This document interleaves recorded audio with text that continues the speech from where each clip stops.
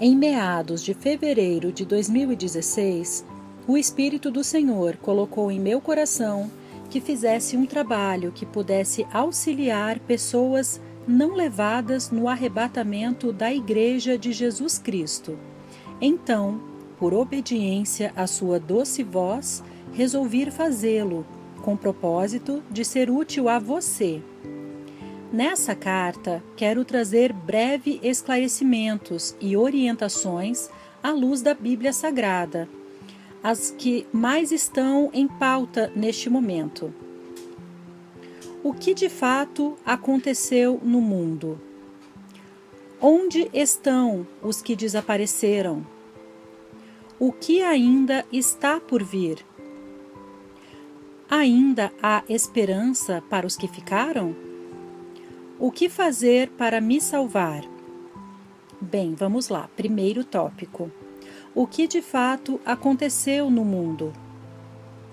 Aconteceu o que estava predito em 1 Tessalonicenses, capítulo 4, versículos 15 ao 17.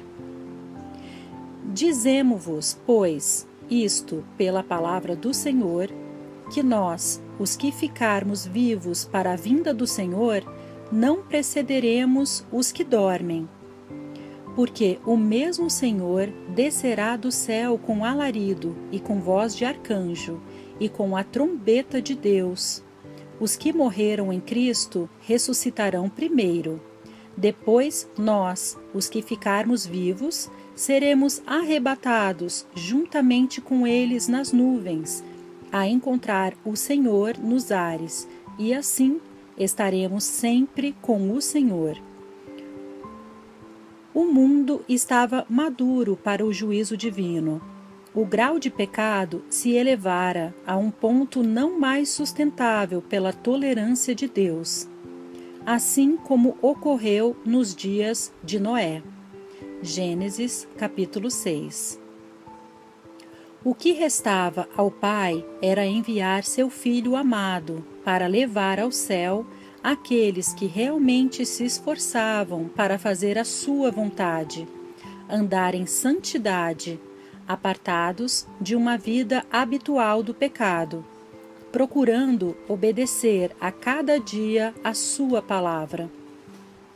Os que morreram servindo a Cristo e os crentes fiéis, vivos, ouviram o soar de uma trombeta tocada por um anjo. Então, pelo poder de Deus, ocorreu a ressurreição e, seguidamente, os vivos foram raptados, arrebatados, e todos se encontraram com o Senhor Jesus acima das nuvens, já com seus corpos transformados em corpos glorificados, conforme 1 Coríntios, capítulo 15, versículos 51 e 52. Acredito que, a essa altura, o mundo esteja em uma tremenda confusão. As pessoas com muitas indagações em relação ao que realmente aconteceu. As autoridades estão tentando trazer respostas do tipo: foi disco voador que os raptou, ou eles foram levados por alienígenas, não eram dignos de estarem em nosso meio, pois se achavam melhores do que nós, etc.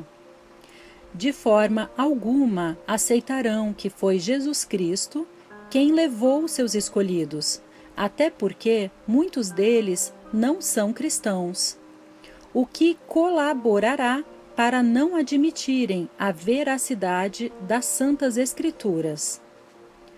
A única fonte de resposta confiável para qualquer interrogação em relação ao que aconteceu é a Bíblia Sagrada, e com o esclarecimento acima, não há razão para você acreditar em outras possibilidades ou justificativas. De fato, foi Jesus Cristo que voltou e levou consigo os que eram fiéis a Ele. Sei que nestes dias você está muito apreensivo, sem saber o que acontecerá daqui para frente, o que será de você, seus familiares e dos que ficaram, e etc. Mas não se entregue ao desespero. Esta carta foi escrita com auxílio do Espírito Santo para te orientar. Sendo assim, vamos prosseguir. 2. Onde estão os que desapareceram? De acordo com a Bíblia Sagrada, eles foram se encontrar com o Senhor Jesus acima das nuvens. Após este momento de encontro, eles estarão no tribunal de Cristo para a distribuição de galardões, recompensas, pelas coisas que fizeram para ele aqui na terra. 2 Coríntios, capítulo 5, versículo 10. Após isso, Jesus os levará para apresentá-los ao Pai. Então haverá uma celebração de casamento, Cristo e sua noiva, a Igreja, na presença dos santos anjos, que se consumará com maravilhosos anos de uma grande festa, a qual a Bíblia chama de as bodas do Cordeiro, de Apocalipse 19, versículo 7 e Apocalipse 19, versículo 9. Todas essas coisas acontecerão dentro de 7 anos. Não se preocupe com eles. Eles estão muito bem, muito melhor do que você possa imaginar. Eles aguardavam por isso, pagaram o preço dia após dia e esperavam ansiosos por esse momento sublime, até que ele chegou. 3. O que ainda está por vir? Dentro de poucos dias, surgirá no cenário a figura de um político de alto destaque, o Anticristo. As nações do mundo lhe darão autoridade sobre toda a terra, que será governada exclusivamente por ele, o presidente mundial. Alguns estudiosos da Bíblia previram que provavelmente este homem será o presidente Barack Obama, devido a várias características que o envolvem e que, de acordo com as Sagradas Escrituras, o qualificam como a besta de Apocalipse 17, versículo 13. Este homem introduzirá no mundo a marca da besta, Apocalipse 13, 17. Muito provavelmente um biochip que conterá todos os dados da pessoa. Sem ele, não se poderá comprar ou vender, ter atendimento nos órgãos do Estado, hospitais, bancos e etc., bem como efetuar qualquer tipo de transação. Servirá para entrar e sair do trabalho, dentre muitas outras coisas. Este chip será introduzido na testa ou na mão direita. Apocalipse 13, 16. Será impossível viver de forma normal na sociedade sem essa marca. O Anticristo perseguirá de forma implacável e impiedosa os que não aceitam o seu sinal, bem como os crentes que ficaram para trás no arrebatamento e os novos convertidos. Será a maior perseguição a cristãos que já ocorreu na história, conforme Mateus 24, 21. Ele fará uma aliança com a nação de Israel, que durará somente 3 anos e meio. Após este tempo, essa aliança será quebrada, e ele também perseguirá os judeus de maneira bárbara, de acordo com Daniel, capítulo 9, versículo 27, e Mateus, capítulo 24, dentre outros. Também surgirá no cenário a figura do falso profeta, de Apocalipse 16, versículo 13. Ele unirá todas as religiões em uma única religião global, que, segundo os estudiosos, as evidências apontam para a religião muçulmana. Este líder da nova Igreja Mundial provavelmente será o maior pregador do ecumenismo de todos os tempos, o atual líder da Igreja Católica. Durante todo o seu tempo em frente à Igreja Romana, o seu maior empenho foi em torno de unir as diversas religiões. Tanto o anticristo quanto o falso profeta ditarão daqui para frente as regras da política e da religião mundial. Daqui por diante, o mundo terá somente 7 anos de duração dentro deste contexto, conforme predito no livro de Daniel, capítulo 9. Período este que a Bíblia chama de Grande Tribulação. Apocalipse, capítulo 7, versículo 14. E Mateus, capítulo 24, versículo 21. Como predito por Jesus no livro de Mateus, capítulo 24, e em outras partes da Bíblia, este será o período mais terrível da existência humana. Será o tempo do juízo de Deus sobre as nações e sobre as pessoas que não valorizaram, na sua totalidade, o sacrifício de Cristo na cruz do Calvário. Viviam sem se esforçarem em andar conforme o que realmente estava contido na Bíblia Sagrada.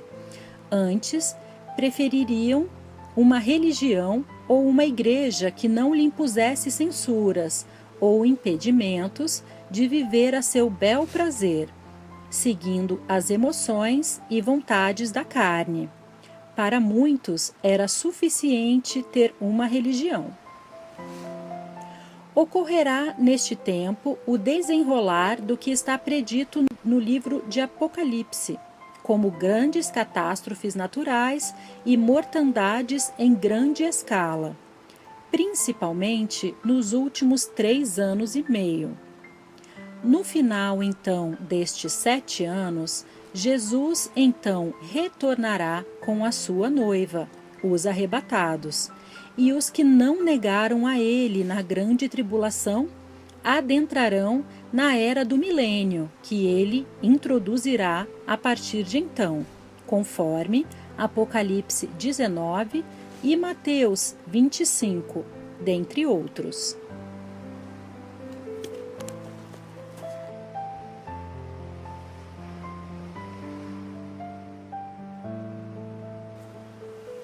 Quatro. Ainda há esperança para os que ficaram? Este é o melhor ponto para você. Ainda há esperança. Tanto para você, que era um crente no Senhor Jesus, que ficou por estar desconcertado ou desviado, quanto para você, que de qualquer outra religião ou até mesmo sem religião alguma. Sim, ainda há esperança. Jesus Cristo morreu por todos e neste período existe a possibilidade de salvação. Isso é bíblico. Descanse nisso. Diante de tudo o que você já viu, somado a tudo que ainda está por vir, você ainda verá coisas espantosas. Não deixe que sua alma seja dominada pelo pânico e pelo desespero, muito menos pelo pensamento de suicídio. Acredito que deve estar sendo muito difícil para você. Tudo parece um pesadelo.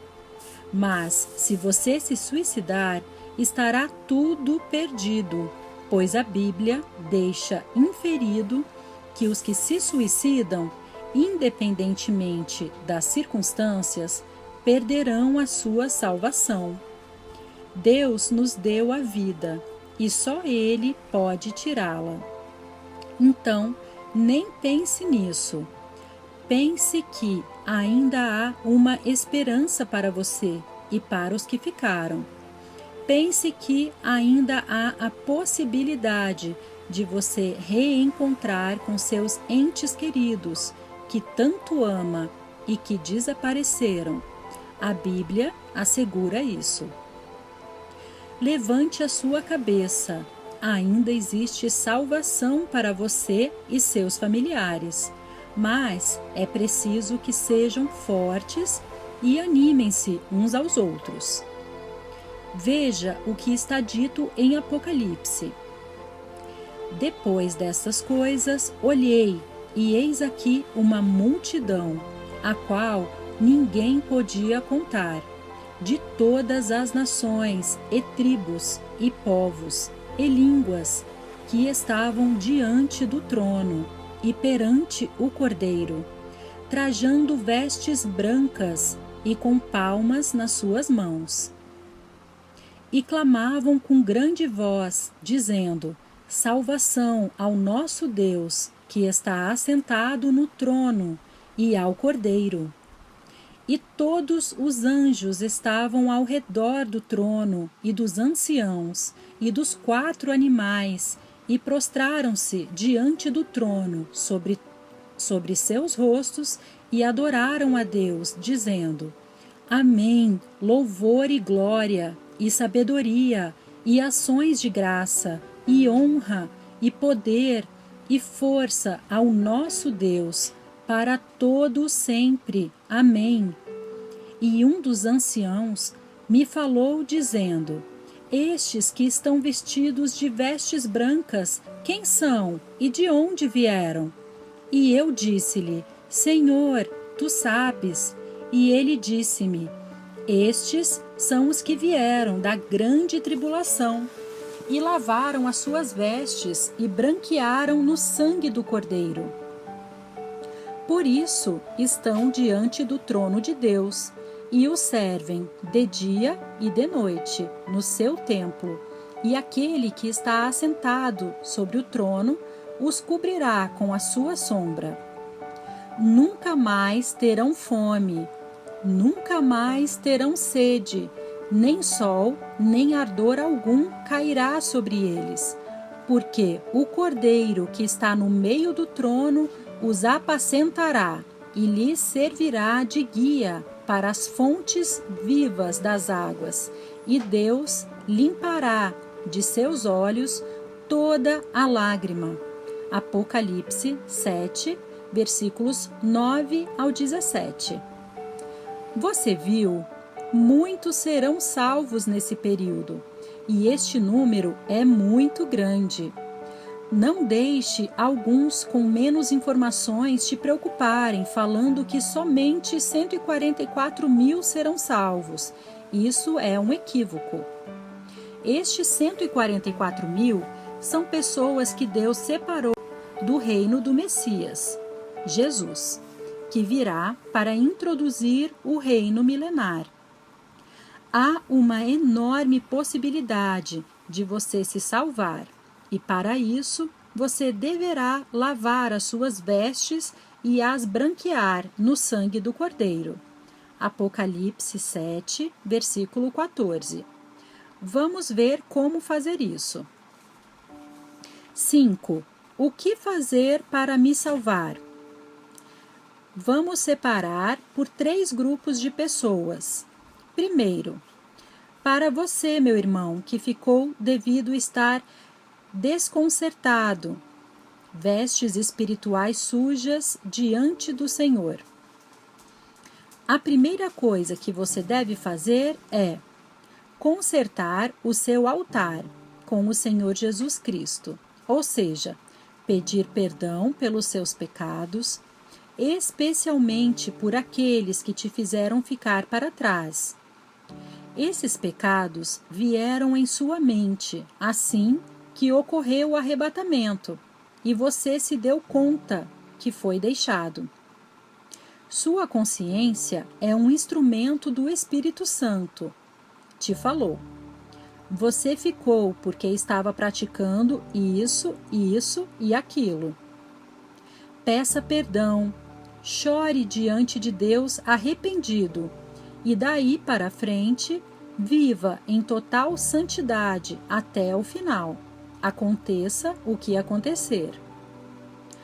Continue a frequentar a igreja, pois ali Deus te orientará através dos irmãos e é onde você receberá palavras de conforto e encorajamento e se ajudarão uns aos outros.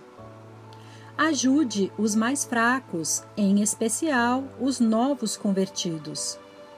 Você tem um conhecimento dos assuntos de Deus bem maior do que o deles.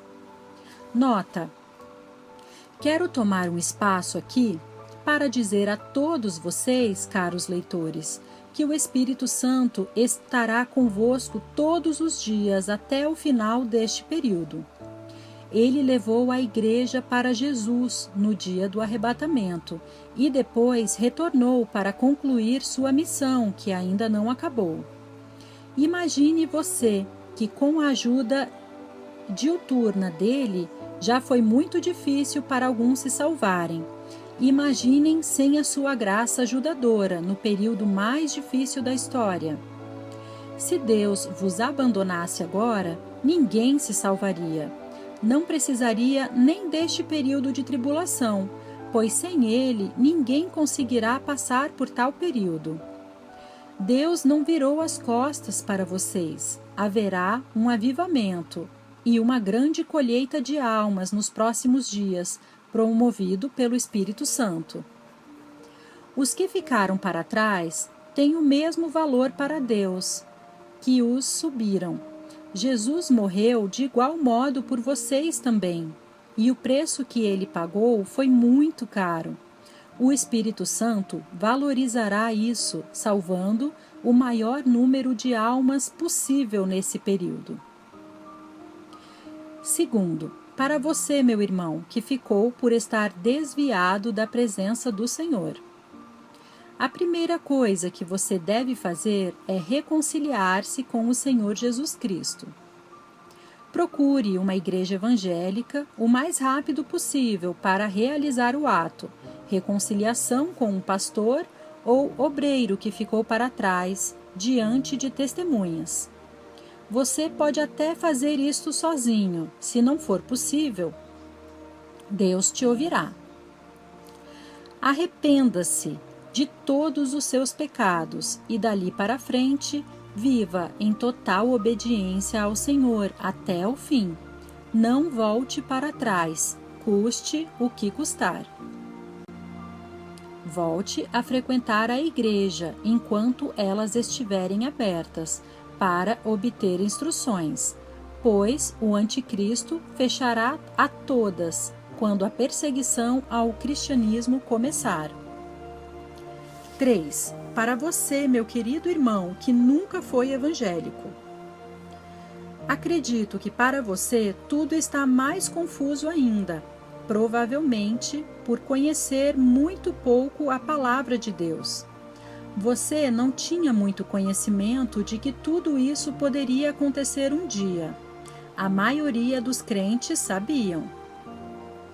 A primeira coisa que você deve fazer é procurar uma autoridade espiritual, pastor, bispo, evangelista, presbítero, ou, na falta destes, qualquer outro obreiro da casa do Senhor, e realizar o ato de confessar a Jesus Cristo como o Senhor e Salvador da sua alma. Não tenha receio em procurar um cristão que ficou para trás, pois, mesmo nesta situação, ele ainda é um ungido de Deus e provavelmente já orou pedindo perdão e está perdoado, pronto para ajudar as pessoas.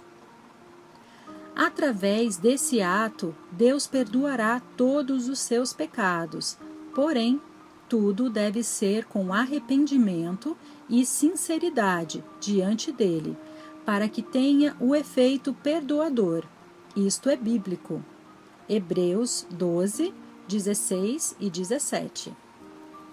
Se as suas circunstâncias forem extremas e não tiver como procurar alguém para realizar o ato, faça sozinho mesmo, através de uma oração. Fale com Deus, o Pai, que você aceita o sacrifício de seu Filho Jesus Cristo realizou por você na cruz do Calvário, e também o aceita como Senhor e Salvador de sua alma. Nesta oração, peça perdão por todos os seus pecados, fale todos que lembrar e peça que Ele venha te ajudar e chegar até o fim. Finalize a oração dizendo: em nome do Senhor Jesus Cristo. Daí para frente, leia muito a Bíblia Sagrada, em especial os livros do Novo Testamento, e procure viver conforme aquilo que você aprender, tanto da Bíblia quanto dos irmãos da igreja. Evite o pecado. A grosso modo, você sabe as coisas que são pecado. Frequente ao máximo uma igreja evangélica enquanto ainda estiverem abertas. Lá, os crentes mais velhos te ajudarão em oração e orientações. Fique firme, pague o preço, pois para você também existe uma chance e ela vale a sua salvação eterna. Para os 3 grupos mencionados, não basta apenas realizarem todas as coisas orientadas acima. O mais difícil ainda virá. Meu objetivo aqui não é te desanimar ou te assustar mais ainda, mas sim te mostrar a realidade que virá para que você esteja preparado para enfrentá-la quando o momento chegar. Nos próximos dias, talvez em torno de 1 ou 2 meses, o anticristo estará introduzindo sua principal ferramenta de controle de massas, a marca da besta. Provavelmente será um chip contendo todos os dados da pessoa e funcionará como um cartão magnético, cartão de débito, crédito, código de barras e etc. Apocalipse 13, 17. Como já foi dito, sem este sinal, que será embutido na testa ou na mão direita, Apocalipse 14, versículo 9, não será possível realizar qualquer transação comercial e nem ser atendido nos órgãos do governo.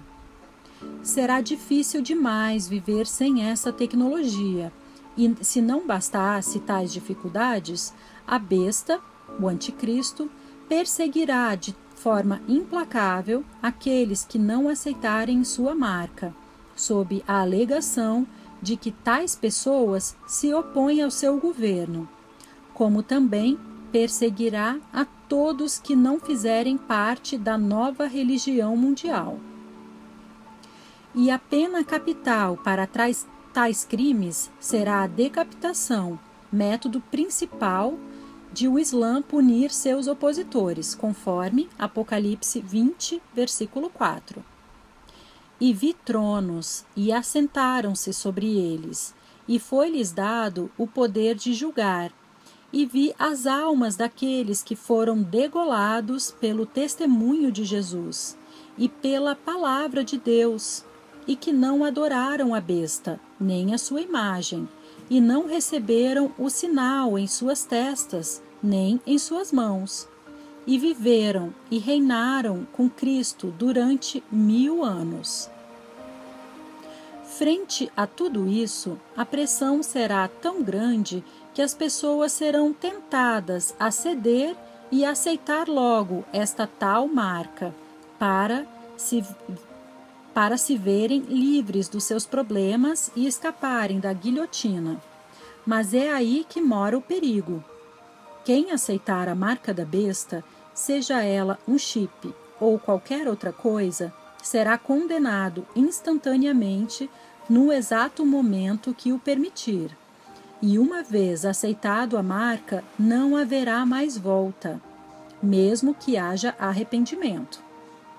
Vejamos o que diz o livro de Apocalipse sobre o assunto. E seguiu-os o terceiro anjo, dizendo com grande voz: Se alguém adorar a besta e a sua imagem, e receber o sinal na sua testa ou na sua mão, também este beberá do vinho da ira de Deus, que se deitou, não misturado, no cálice da sua ira, e será atormentado com fogo e enxofre, diante dos santos anjos e diante do Cordeiro. E a fumaça de seu tormento sobe para todo sempre, e não tem repouso, nem de dia, nem de noite, os que adoram a besta e a sua imagem, e aquele que receber o sinal do seu nome. Apocalipse 14, versículos 9 ao 11. E foi o primeiro, e derramou a sua taça sobre a terra, e fez-se uma chaga má e maligna nos homens que tinham o sinal da besta, e que adoravam a sua imagem. Apocalipse 16, versículo 2. E vi tronos, e assentaram-se sobre eles, e foi-lhes dado o poder de julgar, e vi as almas daqueles que foram degolados pelo testemunho de Jesus e pela palavra de Deus, e que não adoraram a besta, nem a sua imagem, e não receberam o sinal em suas testas, nem em suas mãos. E viveram e reinaram com Cristo durante 1000 anos. Apocalipse 20, versículo 4. Como se vê, o ato sentencial está na marca. Quem aceitá-la, automaticamente se condenará, e quem recusá-la estará na posição de salvo diante de Deus. Sendo assim, meu querido irmão, esta será a sua prova.